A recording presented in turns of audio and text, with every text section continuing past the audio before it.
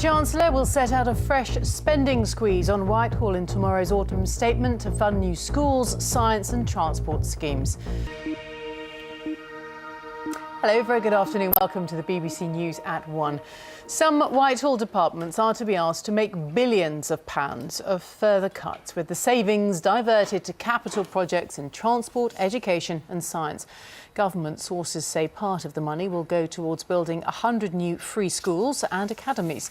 More details will be announced in the Chancellor's autumn statement tomorrow. But let's get more now with our Chief Economist learned today. Well, Kate, essentially we're getting a chunk of the autumn statement at Downing Street and the Treasury.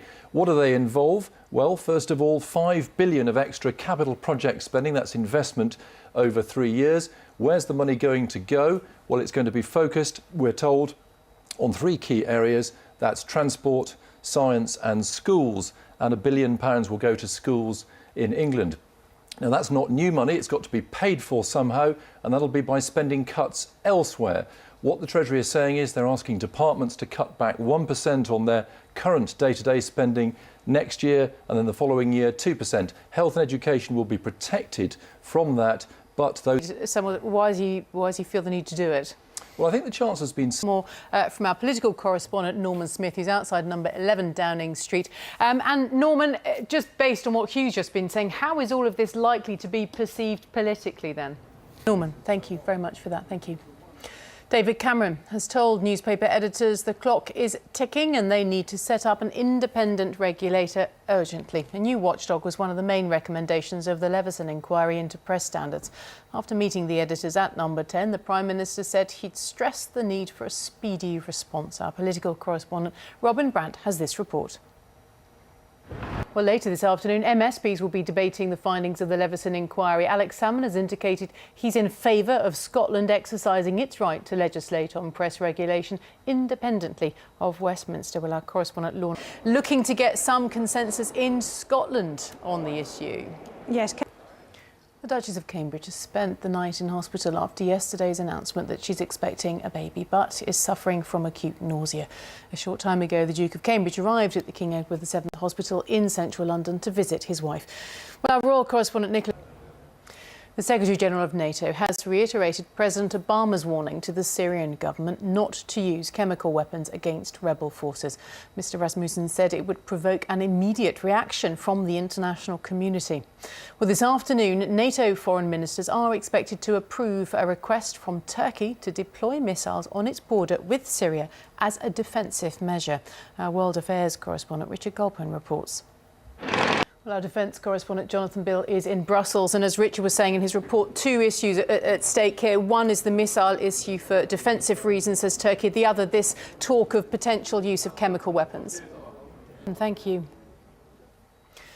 The NHS should put more emphasis on the compassionate care of patients. That's the call from leaders of the nursing profession in response to worries about neglect and abuse at some hospitals.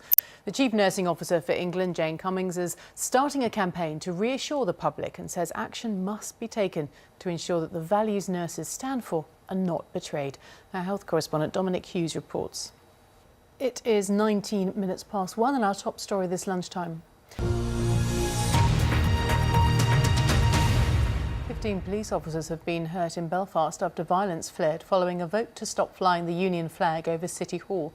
Hundreds of loyalists gathered as councillors voted by 29 to 21 to hoist the flag only on special occasions. Now, Ireland correspondent Mark. A Dutch linesman has died after he was chased and beaten by teenage footballers taking part in a youth match.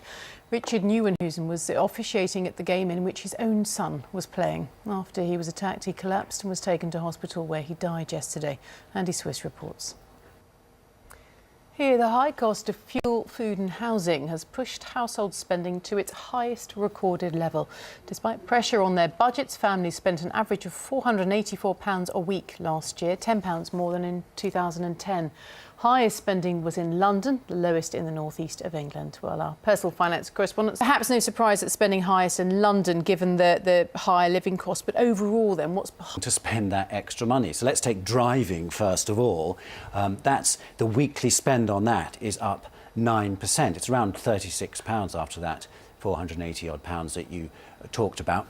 because of the rising price of petrol, but housing and heating the home as well. That's up 5%. Again, fuel costs and rent there as well.